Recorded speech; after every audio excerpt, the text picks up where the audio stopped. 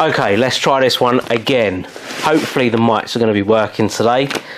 So to follow on with the router fence, I went out and purchased one for my drill press as well, or one of our drill presses. We've got two. We're quite fortunate in this workshop.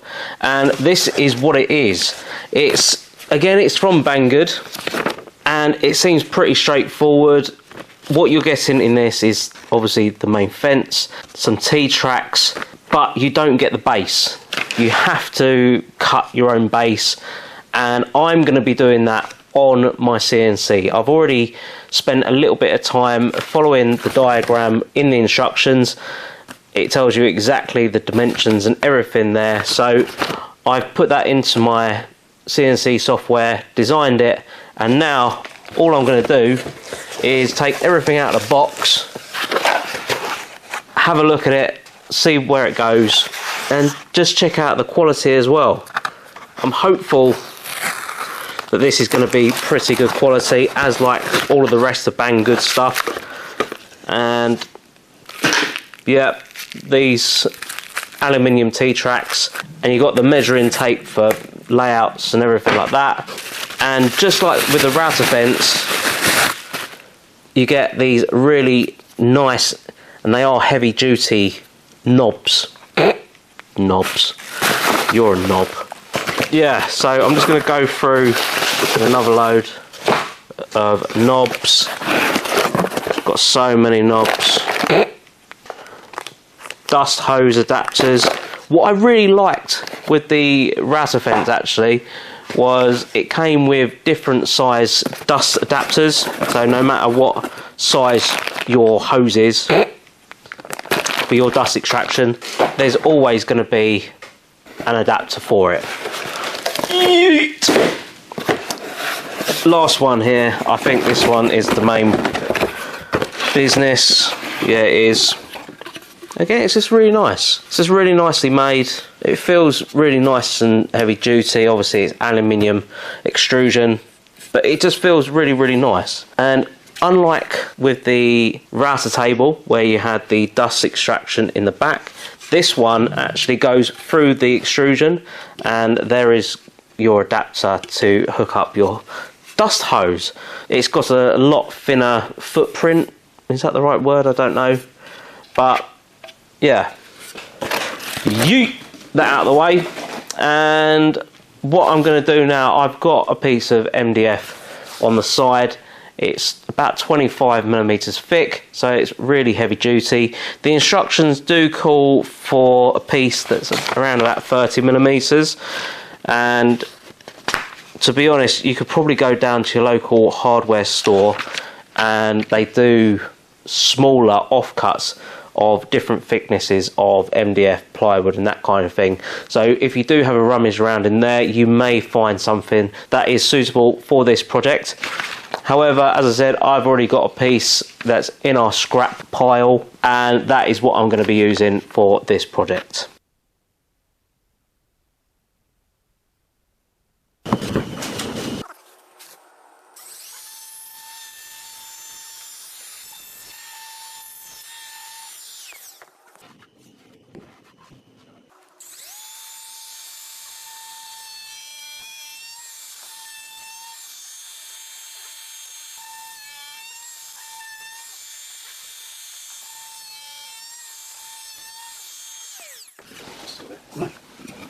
Would you think there's a visitor? Yeah, just still there. Yeah.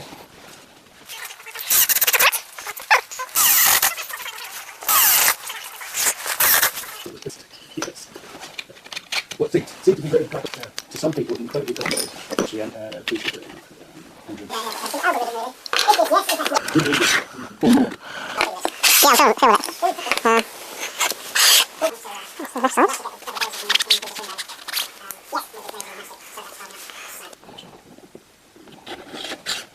For some reason we can pick it up on something.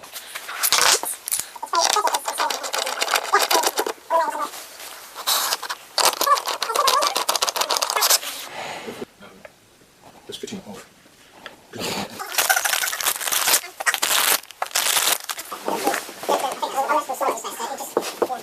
So that all went relatively straightforward. Obviously, having the CNC worked out marvellously on this occasion. Everything went in very smoothly and exactly the depths that I need. That being said, as I've mentioned previously, if you haven't got a CNC, do not worry. You can do this if you've got a table saw or anything like that. It's going to be a little bit longer to do, but you'll end up with the same finish like I have here. Now, I decided to cut out a smaller inner circle and then route down 12 millimeters, and this is so I can replace the inserts each and every time they get worn out. The instructions didn't actually call for this, but I've decided to do this as an extra step just so it gives me a little bit more longevity in the actual piece.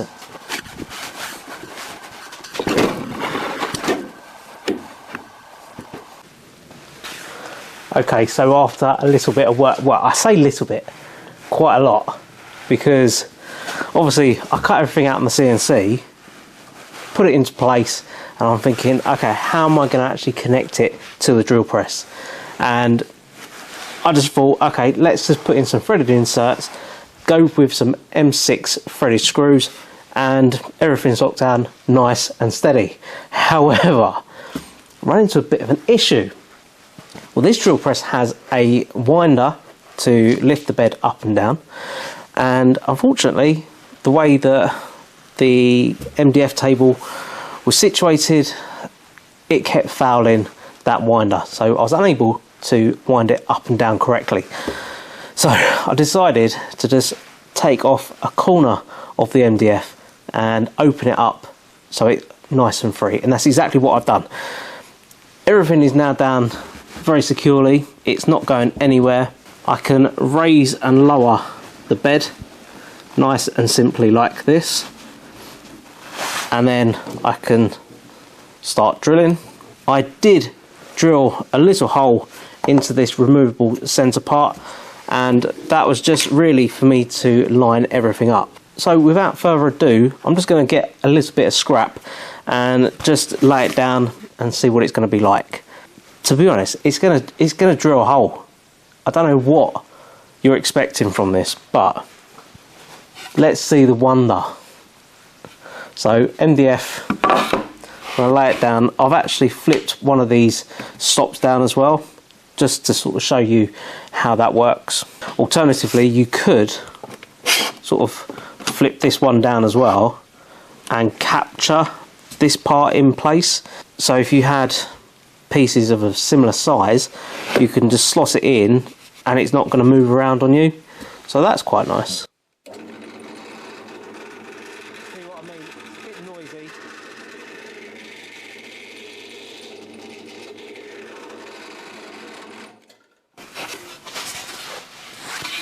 And there you go, one hole done. What I should do as well is plug in the dust extraction.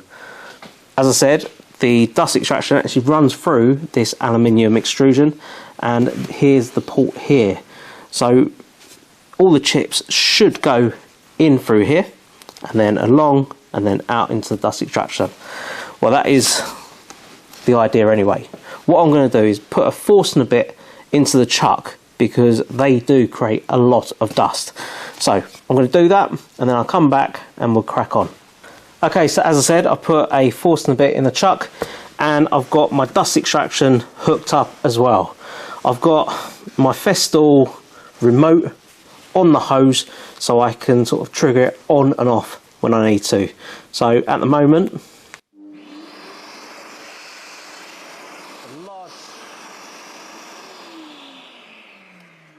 there is a large amount of airflow going through there, so hopefully I should get a nice clean cut with all the dust taken away.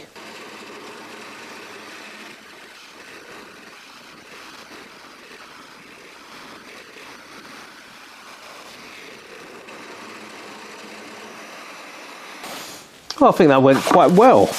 Obviously cut a nice clean hole, and in the most parts the dust extraction worked really well as well.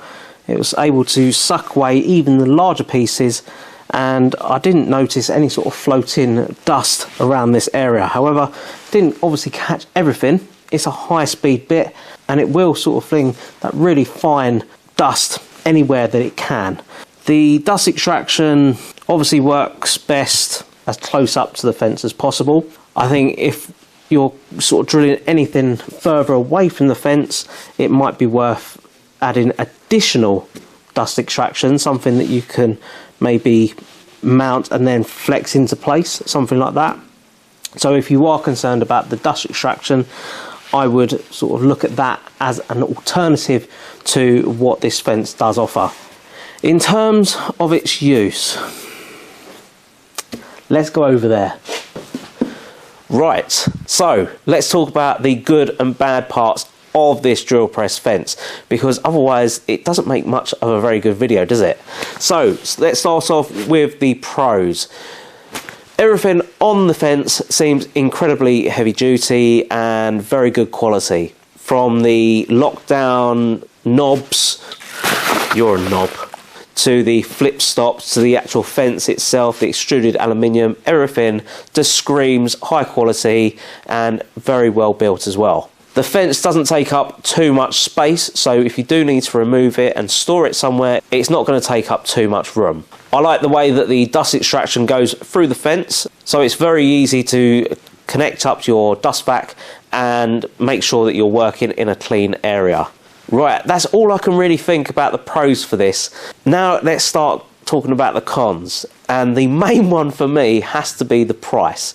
You're paying just over £100 for this fence, and you have to make your own base. Now for me, that's a bit of a false economy.